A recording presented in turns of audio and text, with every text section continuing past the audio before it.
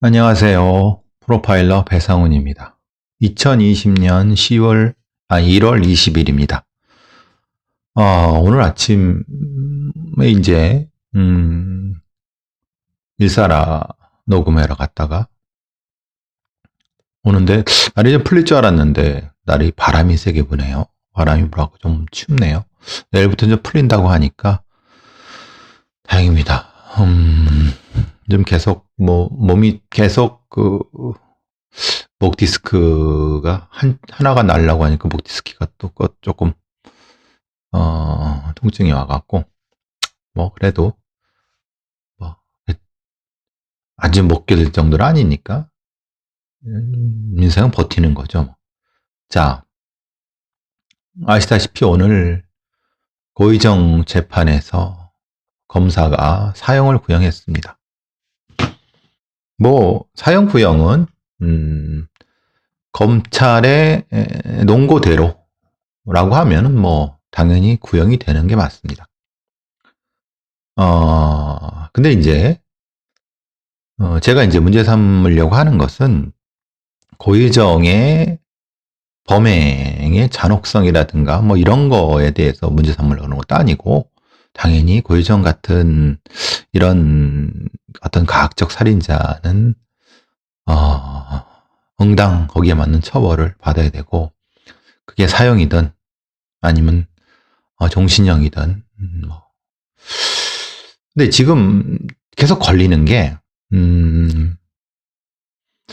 고의정 측 변호사가 국과수에 사실조회를 했다고 합니다. 사실 검사가 구형을 하고 최후 논고를 하고 최후 진술을 변호를 하고 진술을 해야 되는데, 사실조회가 늦게 온다 그래요. 사실조회가 늦게 올 리가 있느냐? 정확히 상황은 지금 정확한 건 모르겠지만은, 지금 상황에서는 아마도 제가 추정하건대,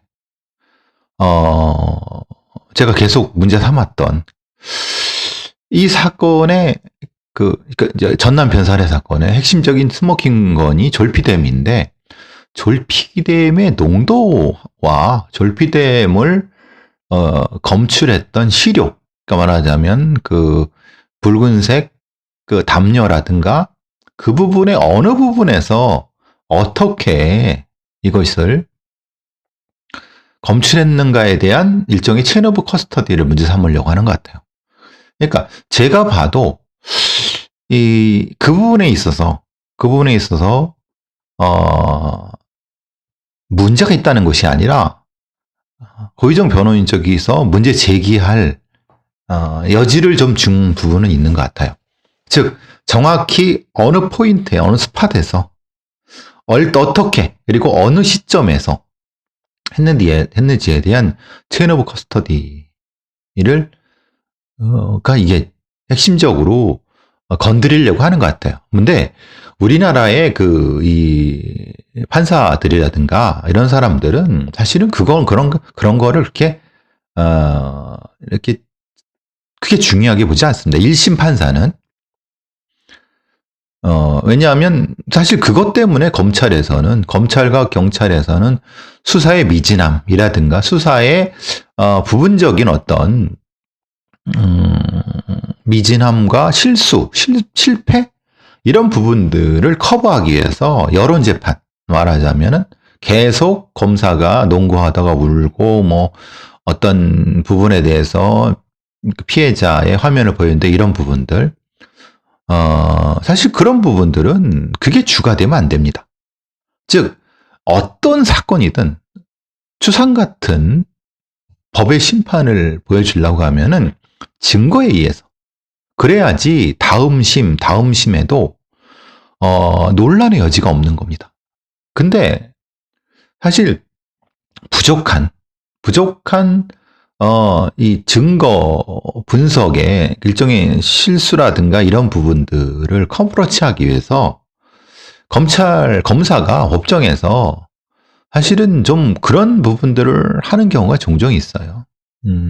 그걸 제가 하지 마라 이런 것이 아니라, 핵심은 증거입니다. 증거를 뚜렷하게 제시를 하고 거기에 맞는 논거를 통해서 법의 심판을 구하면 되는 겁니다. 그 이상은 검사의 몫이 아닙니다. 즉 수사기관의 몫이 아닙니다. 그것은 재판부의 몫이 되는 거죠. 오히려 이것을 마치 검사가 이 전체적인 형태의 정의의 실현자인 양 하는 것은 저는 이것은 고의정의 범죄의 유죄는 당연한 거고 잔혹한 범인은 당연한 거고 근데 여태까지 이런 잔혹한 사건들에서 검찰이 유죄를 받아내지 못한 이유 중에 하나가 그런 부분이 있을 수 있다는 거예요. 그리고 그래서 제가 좀 조심스럽지만은 이런 얘기를 이런 얘기를 하지 않지 않습니까? 아무도 하지 않는 걸 제가 한마디 하는 겁니다. 제가 그래서 고의정을 옹호하려고 하는 것도 아니고 당연히 뭐 제 진심은 다 알아주시는 거니까 그 부분에 왜 그러냐면 계속 걸리는 게 그거예요. 그러니까 그 붉은 담요라든가 이런 부분에서 충분히 체인 오브 커스터디를 지키면서 그것을 검출했다고 하면은 농도라든가 아니면은 위치 그리고 그것을 재구성 그랬다고 하면은 고의정의 변호인이 시비를 걸지 못할 텐데 뭔가 조금 계속 그걸 거는 것 같아요. 물론 아까 다시 말씀드리는 것처럼 우리나라의 판사는 그것을 해석할 정도의 형사재판에서의 전문적인 판사는 드뭅니다. 그렇기 때문에 그거 가지고 사실은 뭐 판결이 엎어지거나 그러진 않는데 지금 문제는 그게 아니에요. 어차피 2심, 3심 가는 거예요. 이건 1심일 뿐이에요. 그럼 똑같은 증거를 가지고 이제 2심에서 똑같이 문제 제기를 하면 지금 제대로 해놓지 않으면은 2심의 고등법원 판사들은요, 여론의 부분에서 크게 좌우되지 않는 신급이 더 가능성이 떨어지기 때문에, 그 여론에. 그렇기 때문에 오히려, 이 부분에 대해서 논란이 될 수도 있어요.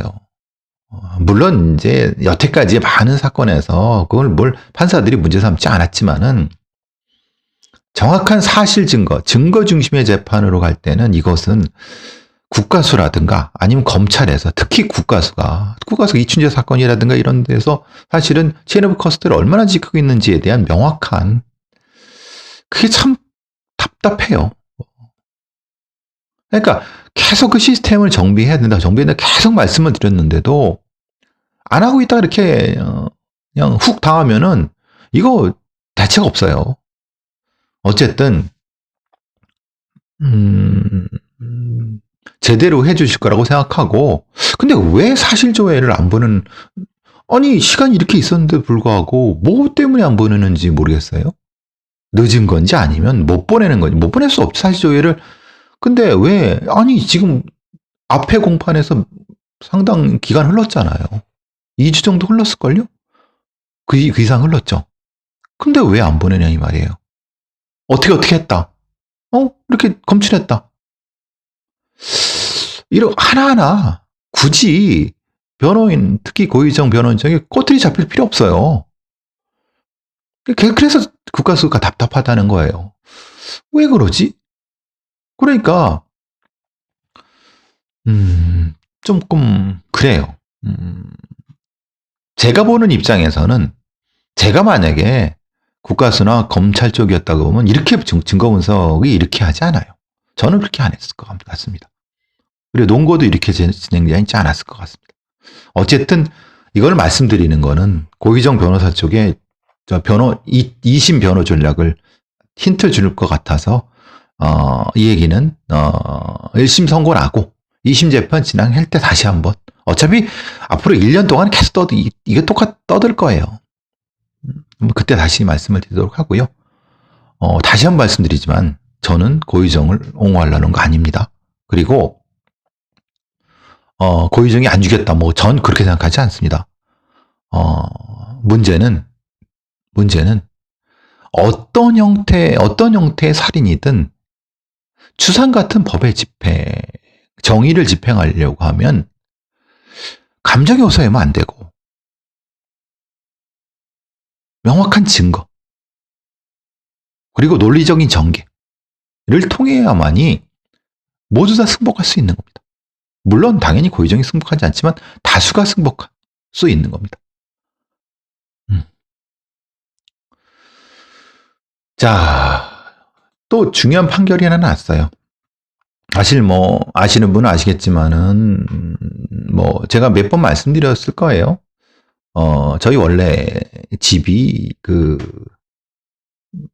보성입니다. 저는 보성에서 태어나진 않았습니다만은 저희 집안이 여수 순천 사건의 피해자이죠. 그래서 여수 순천 사건이 어떤 사건인지 너무 잘 알고 있습니다. 근데 오늘 이 1심 판결이 났습니다. 광주지법 순천지원에서 열린 여순 사건 민간인 희생자 재심 선고 공판에서 김정아 부장판사가 피고인 고 장한봉 씨한테 무죄를 선고한 뒤에 고개 숙여 사과했다고 합니다. 국가와 공권력을 대신해서 사과를 한 거죠.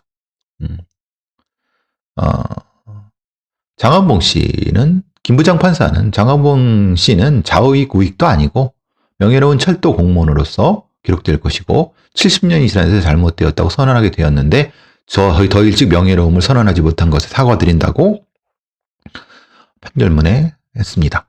판결을 하셨습니다. 사실 또 이 피해자 명예회복 일은 사실 아직도 멀고 험난합니다. 2심, 3심 가야 되지만 2심, 3심에서 엎어질 가능성은 떨어지고 다만 이것은 개별 사건에 의한 재판으로 진행되어야 할 것은 아니라 특별법이 있어야 된다는 겁니다. 이걸 어떻게 개별 사건을 다 합니까? 희생자만 5,000명이 넘는데 최소한 그리고 저희 윗대 집안도 저희 제 개인적으로 희생당하신 분들이 2분 이상인데 뭐 저희 집안은 뭐 풍지박산이 된 거죠. 어쨌든 앞으로 제발 요번 국회는 이미 글렀고 그렇죠? 다음 국회에서 그래서 좀 제대로 된 국회의원들이 나와서 민간인 학살, 그러니까 제노사이드라고 합니다. 저는 민간인 이거 사실 여순 사건만이 아니라 뭐 여러 많습니다. 고향 뭐 또 대전 뭐 시작해서 뭐 곳곳에 있는 민간인 사건들, 민간인 학살. 그 민간인 학살들은 결국은 이승만 정권과 연관이 되는 거고 지금 친일 경찰들, 친일 군인들이 이제 현충원에 누워 있는 아주 낯짝 두껍게 누워 있는 그런 인간들, 그런 존재들을 파멸을 해서 명예를 그들을 단죄하고 민간인 학살된 분들의 명예를 회복시키는 것, 그건 특별법일 수밖에 없습니다. 안 되면 헌법을 바꿔야죠. 헌법이 국민을 위해 있어야 되는 거 아닙니까? 민간인 학살에 대한 명예회복, 그리고 관련자들의 처벌, 그리고 관련자들을 정의롭게 처벌할 수 있는, 그리고 그 관련자들이 지금 현충원에 누워있는 거를 당연히 끌어내리고 이런 것들이 진행이 되어야 됩니다. 사실 안타깝습니다. 국회의원들이 너무 지금 이제 보수 쪽에 너무 이것을 아직도 5.18을 폄훼하는 그런 국회의원 것들이 찌끄러기들이 있는 이런 국회에서는 안 될 것이고 다음 국회에서는 제발 좀 했으면 좋겠다는 생각이 듭니다. 다시 한번 명예를 회복하지 못하신 분들의 명예 회복을 바라며 오늘 그래도 1심에서 명예 회복하신 분한테 조금이나마 위로의 말씀을 올립니다. 오늘 이제 한겨레 21에 표창원 의원님의 그 경찰대 캐슬 받고 이렇게 해서 경찰대 특검 폐지를 촉구하는 이렇게 했는데 이분이 경찰대 5기 졸업생이고요. 13년 경찰대 교수 이력이 있으신 분입니다. 전체적인 논조는 여러분 한번 읽어보세요. 한겨레 21에 표창원 의원님이 쓰신 기고하신 글 같아요. 기고하셨다기보다는 일종의 인터뷰 글 같아요. 제가 보기에는. 글쎄 인터뷰 맞네. 인터뷰 글인데 좀 결이 다릅니다. 저는 경찰대가 없어져야 된다고 보는 사람이고 이 양반은 경찰대는 존치하되 특권을 없애야 된다고 하는 겁니다. 특권 없애는 길은 들어갈 때 입학할 때 순경으로 입학해서 시작을 순경부터 하자라고 하는 겁니다. 그럼 아마도 뭐 이제 졸업할 때쯤이면은 뭐 경장이 되든. 근데 사실은 이 얘기가 내부적으로도 비판을 받았겠지만은 큰 어떤 그 일반직한테 반향이 없는 것, 일반 그 순경 출신들한테 반향이 없는 것은 뭐냐면 어차피 경찰대에 100명이 넘는 기수들이 시작이 순경이라 한다 하더라도 지들끼리 끌어주고 밀어주고 하면은 결국은 다른 순경 출신들보다 2배나 3배는 빨리 올라갈 거다. 어차피 그게 특권 아니냐. 그래서 표창원 의원님이 하시는 의미는 압니다. 당연히 무슨 의도인지는 알지만은 핵심은 경찰대가 왜 필요한가? 지금은 경찰대가 일종의 보수교육기관으로서, 즉 지금 있는 경찰에서 지금 하고 있는 순경 출신들 중에서 일종의 간부교육이 필요한 한 하사관학교 같은 그런 형태로 바뀌어야 된다고 저는 보는 거고, 그대로 파벌이 있게끔 놔두니 그대로 존치한다는 건 계급을 순경으로 시작한다 하더라도 파벌은 존재할 수밖에 없는 거예요. 지금의 고위층의 거의 60, 70% 이상이 경찰대 출신인데 고위 간부들 그리고 또 총경급들, 그런데 걔네들이 밀고 끌어주면은 당연히 빠를 수밖에 없지 않습니까? 그러니까 이것은 표창원 의원님의 말은 그냥 적당히 얼버무린 거다. 진정한 개혁이 아니다. 뭐 무지 그렇게까지 할 필요 뭐 있습니까? 바로 경찰대를 없앤다고 하는 거는 말 그대로 경찰대학이란 말은 2대, 거기 안에 들어오는 인원들은 현직 경찰 중에 이제 순경, 경장, 경사 같은 화위직, 그 경위 이하들한테 입학 기회를 주고 소위 편입 기회를 준다는 겁니다. 순경은 1학년부터, 경장은 2학년부터, 경사는 3학년부터 하고 나온 다음에는 거기에 따라서 이제 시험을 봐서 승진 기회를 주고, 아니면 그거 자체가 하나의 성적에 따른 경력이 돼갖고 이렇게 되는 방식으로 하는 거죠. 그래야 되는 거 아니겠습니까? 그리고 모든 경찰은 다 순경부터 시작을 해야 됩니다. 지금처럼 흔히 말하는 지금 경찰은 완전히 뭐 엉망입니다. 경찰대 출신 경위로 들어오는 애들도 있고, 또 이제 저희처럼 이제 뭐 경장으로 들어가는 애들도 있고, 또 순경 들어오는 애들도 있고, 또 이제 고시 특채, 뭐 로스쿨, 지금 고시 특채 없어졌죠. 로스쿨 특채라고 해서 경감 들어오는 애들도 있고, 뭐. 그리고 또 하나는 뭐, 물론, 그래서 경찰 간부 보생은 이제 없애야 되고, 경찰대도 없애야 되고, 다만 아주 특별한 형태의 특채가 꼭 필요한 부분, 예를 들면은 범죄 통계에 대한 전문성 때문에 그건 꼭 박사 출신을 써야 된다 하기. 그러면 그거는 당연히 거기에 맞는, 계급에 맞는 걸로 뽑고 대신에 운영을 그 사람들 거기밖에 못하는 걸로. 당연히 그걸 전종할 때는 당연히 그 코스를 발도록 다시 이렇게 해야 돼요. 그러니까 이것을 뭐 꼭 일어나 한다기보다는, 그러니까 출신은 일어나되지 않지만은 어쨌든 경쟁은 일어나돼야죠. 그러니까 예를 들면 출신도 다양하고 경쟁도 따로 하고, 그래서 어떤 놈은 고속도로를 타고 어떤 놈은 그냥 저기 자갈길을 가고 능력은 비슷한데 이건 안 된다는 거예요. 그래서 사실은 우리 표창원 교수님이 생각은 그래도 있으셨는데 현실화 안 되는 건 이게 좀 몽상적이라는 거예요. 현실적이지 않죠. 그러니까 양쪽을 그냥 적당히 섞을내다 보니까 양쪽 다 이제 아니야라고 서로 해버리는 거죠. 그럴 필요는 뭡니까? 경찰대 없애면 돼요. 그리고 아까 말씀드린 것처럼 각각을 19살짜리가 들어오는 것이 아니라, 군대 안 간 사람이 들어오는 것이 아니라 그러니까 19살도 들어올 수 있어요. 대신 군대는 가야 되는 거고, 군대 특례가 없는 거고, 순경도 들어올 수 있고, 하위직 들어오고, 그리고 당연히 그 등록금 같은 거, 그런 것들은 다 자기가 내야 되는 거고, 일부 이제 장학금을 좀 많이 하는 형태. 그래서 파벌을 없애고, 이런 형태로 돼야 되는 거죠. 어쨌든 뭐 그거는 앞으로 새롭게 구성될 국회에서 또 얘기가 될 겁니다. 경찰 개혁 차원에서. 제가 이제 제 책의 이름 아시죠?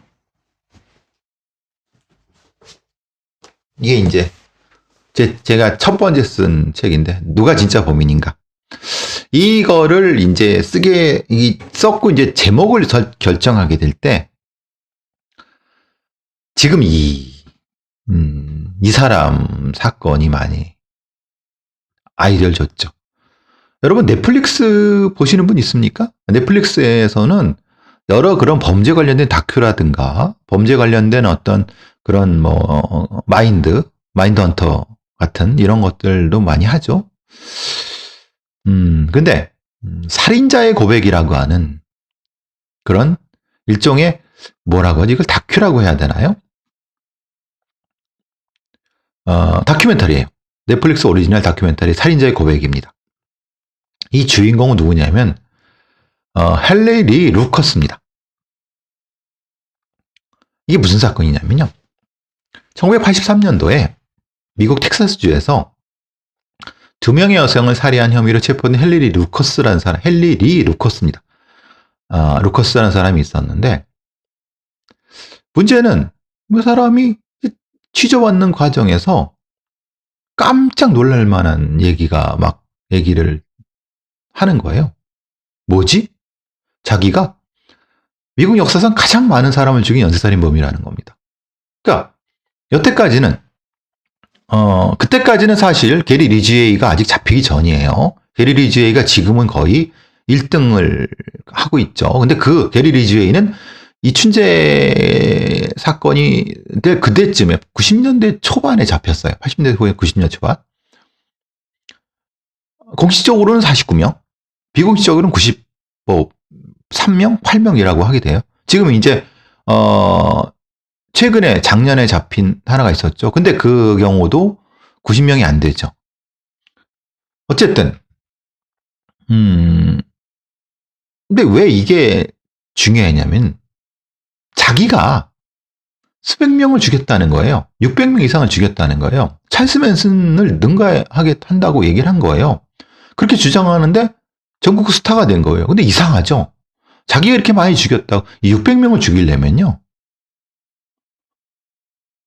2년 동안 하루에 한 명씩 죽여 조금 이제 1년 반 동안 하루에 한 명씩 죽여야 돼요.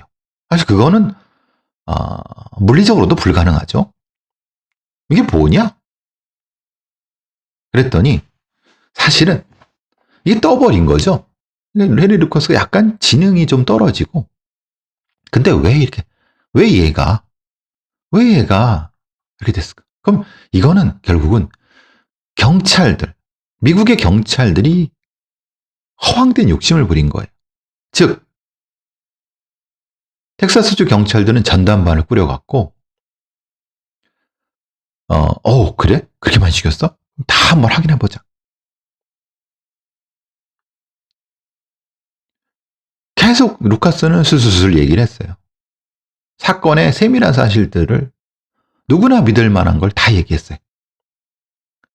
근데 그의 진술에서는 말도 안 되는 비약도 있었고 근데 어떤 경우는 사실은 되게 세밀하게 얘기했어요.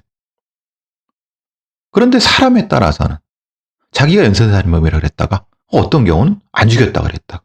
오락가락했어요. 이걸 이제 이 다큐멘터리를 만든 건데 이게 사실은 이게 미스테리냐? 미스테리가 아닌 거죠. 근데 물론 이 헨리 루카스의 그 실토로 많은 미제 사건이 해결될 수 있었다고 해요. 그런데 문제는 이 이것을 다큐멘터리를 만든 사람의 의도는 사실은 헨리 루카스가 중요한 것이 아니라 이 헨리 루카스를 연쇄살인범처럼 만든 미국의 사법체계라는 거예요. 특히 경찰로 대변되는. 왜냐? 사실은 헨리 루카스는 심각한 허언증하고 기억 과다증 환자였어요. 이게 참 같이 가기가 쉽지 않은데 생각해 보세요. 심각한 허언증은 막 거짓말을 막 하는 거잖아요. 근데 기억 과다증은 어디선가 들었던 것을 다 기억하는 거예요. 생각해 보세요. 여러분, 이 감옥에 있으면요. 많은 범죄자들이 자기가 들은 얘기들을 많이 얘기를 합니다. 근데 그 중에는 실제로 어떤 사건의 범인이 떠버린 거에 대한 얘기도 합니다. 근데 경찰은 얘가 많이 떠버린 100개나 1000개를 가지고 중에서 부분적으로 딱 자기 마음에 드는 걸 쏙 빼갖고 맞잖아. 응? 이렇게 세밀한 걸 얘기할 수 있어? 얘가 범인이 아니면? 이러는 거예요. 무슨 말씀인지 아시겠죠? 사실 우리가 이제 제가 이춘지 사건도 그렇고 많은 자기가 연쇄살인범이라고 하는 사람들이라든가 이런 사람들의 얘기를 믿지 않는 거는 부분적으로는 믿지 않는 것은 그 사람만이 알 수 있다고 하는 것에 함정이 있다는 거예요. 제가 왜 이춘재의 8차 사건에 범인이 아닐 수도 있다, 이춘재가 범인이 아닐 수도 있다고 하는 것은 뭐냐면은 이춘재한테 당시의 그 형사들이라든가 아니면 주변에 있는 사람들이 그 얘기를 떠들지 않았다는 확증이 있어야 된다는 거예요.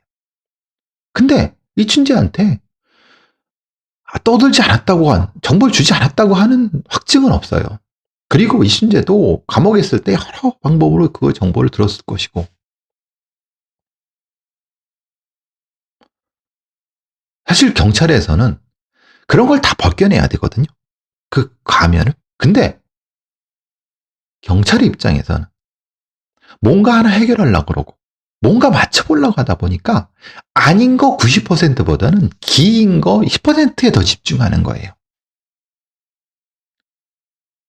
그게 가장 흔히 말하는 가장 극적인 게 헨리 루카스의 사례인 거예요.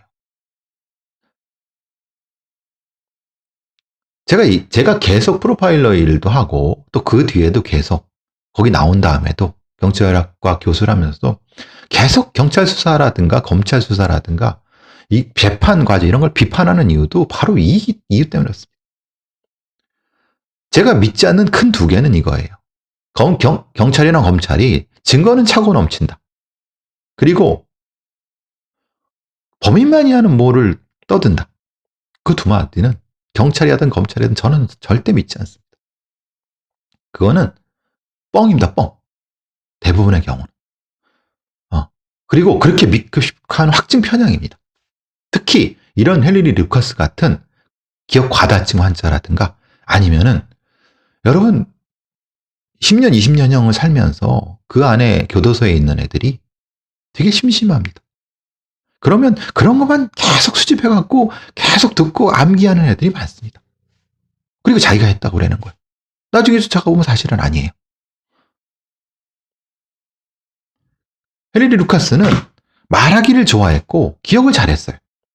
그래서 처음에는 수사관들이 관심을 갖고 잘 챙겨주는 데서 평생 느껴보지 못한 일종의 행복감을 느꼈어요. 왜냐하면 여태까지 헨리 루카스는 찌질이었거든요. 아동학대도 당했고 여태까지 평생 주목을 받아본 적이 없어요. 근데 몇 마디 던지니까 경찰들이 그래 얘기 계속해봐. 계속 좋은. 그리고 경찰들도 뭔가 좀 뭘 툭툭 던져주죠. 그럼 얘가 이게 잘 돌아가니까 탁탁탁. 절대 그걸 던져주면 안 되거든요. 근데 사건을 해결할 욕심에 던져줘. 수백 명으로 죽였다고는 발언이 사실은 확인을 한 다음에 언론에 나갔어야 되는데 이 경찰, 텍사스 경찰이나 전국에 있는 경찰들이 어떤 이유 때문인가 그거를 그렇게 발표하고 나서 새해 나가고 나서 결국은 더더욱 많은 언론의 관심과 명성을 헨리 루카스가 느꼈고 그 걔가 있는 그 교도소 앞에 수백 명의 언론민들이 기자들이 진을 치고 있으면 얼마나 이게 막 떠오릅니까? 기분이 너무 좋죠. 그러니까 막 떠드는데 이미 벌어진 일이니까 텍사스 경찰의 경찰들은 되돌릴 수가 없어요. 그러니까 얘는 연쇄살인이 이제 돼야 되는 거예요. 될 수밖에 없는 거예요. 그리고 그 중에 개개인은 또 뭔가 그 사건만이, 그 범인만이 하는 뭔가인 것 같아. 근데 그건 어디서 나온 거예요? 진짜 진범이 교도소를 돌아다니면서 아니면 교도소 이것저것 그러니까 얘기를 한 것에 몇 가지를 조합해서 자기가 맞는 방식에 하니까 당연히 그 사람밖에 모르는 거죠. 모르는 걸 말한 거죠.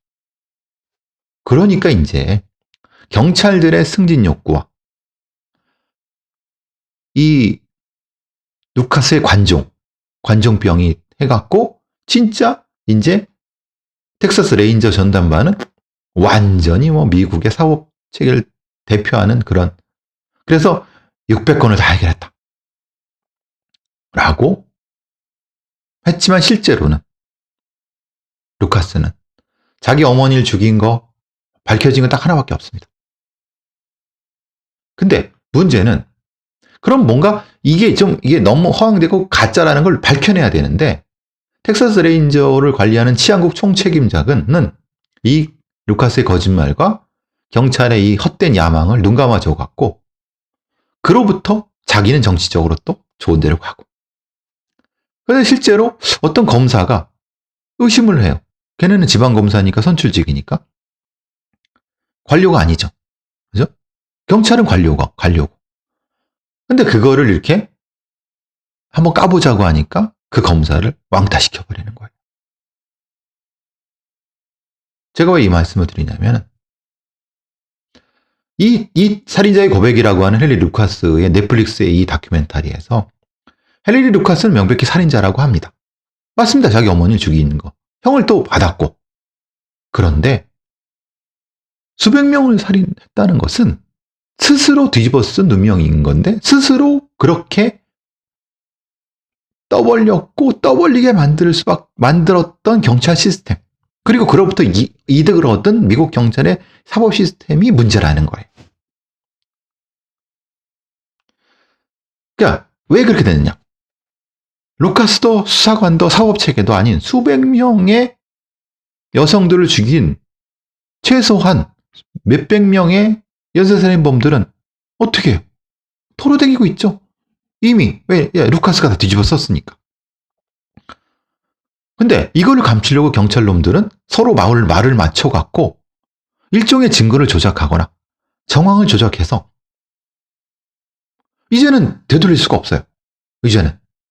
왜? 자기들이 거짓말 따오니까 자기가 목이 날아가거나 아니면 명예가 확 떨어지니까. 이제는 루카스가 범인이 돼야 되는 거예요. 그 완전히 미국이 사기극에 속았는데 근데 아무도 그냥 요것은 입을 꾹 담고 있는 거예요.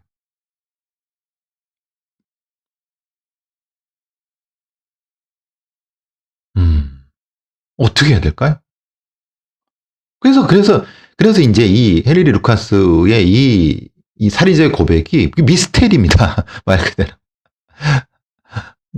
말하자면 공식적으로는 연쇄살인 사건이 상당히 많이 해결됐는데 실제로는 연쇄살인범들은 도로다니는 거고 헨리 루카스는 범인이지만 입을 닫고 지가 이제 아니라고 해도 이제는 어쩔 수 없죠. 왜냐하면 그 관련된 수많은 경찰들의 사법 시스템이 다 작살나니까.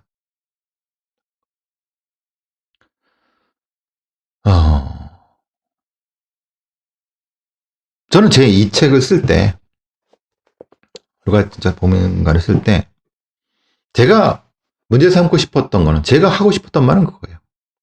연쇄살인범들은 실제 연쇄살인범도 있지만, 요렇게 만들어진 연쇄살인 사건들도 존재하고, 실제로는 범인이 따로 있는데 아닌데 이렇게 붙여갖고 걔가 한 것처럼, 유영철이 한 것처럼, 강호순이 한 것처럼, 사실은 그 중에 몇 개는 아닌데. 이춘재 사건도 저는 그렇다고 봐요. 그리고 또 하나는, 여태까지 이춘재가 수십 명을 강간했다고 하는데 그건 실제로 강간했을 수도 있어요. 근데 왜 그걸 밝히지 않나요? 밝히지 못하는 건가요? 왜? 이미 그것은 다른 사람들이 범인으로 해서 이미 다 처벌을 받았어요. 강간 불과 얼마 전까지만 해도 강간 한 건인 것과 강간 5건 한 것은 별 차이 없어요, 형량이. 기껏해야 뭐 한 몇 개월 올리거나 그래요. 그러니까 되게 쉽게 경찰들이, 검사들이 유혹을 느끼는 거예요. 야, 이거 강간요 사건 있는데 10건, 네가 10건 했잖아. 이거 하나 더 해. 이렇게. 5건은 해결한 거죠. 근데 실제로 강간 보면 따로 있어요. 누가 범인입니까? 누가 진짜 범인입니까? 저의 문제 제기는 그거였어요.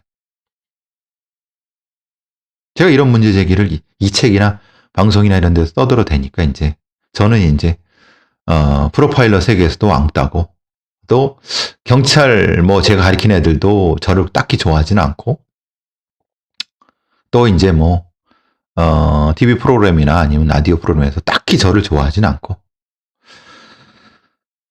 그래도 저는 할 말은 해야겠습니다. 헤न리 루카스, 살인자의 고백. 누가 진짜 범인입니까?